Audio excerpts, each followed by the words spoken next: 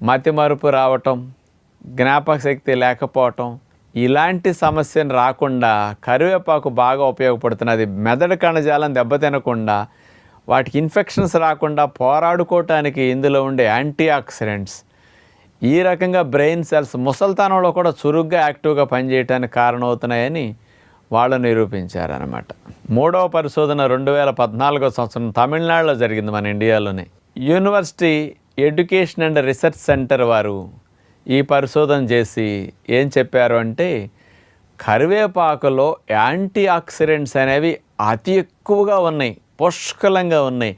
అందులో ఉన్న యాంటీ ఆక్సిడెంట్సే అసలు మెడిసినల్ ప్రాపర్టీస్కి, ఆరోగ్యాన్ని సంరక్షించడానికి అద్భుతంగా పనికొస్తున్నాయని నిరూపించారు.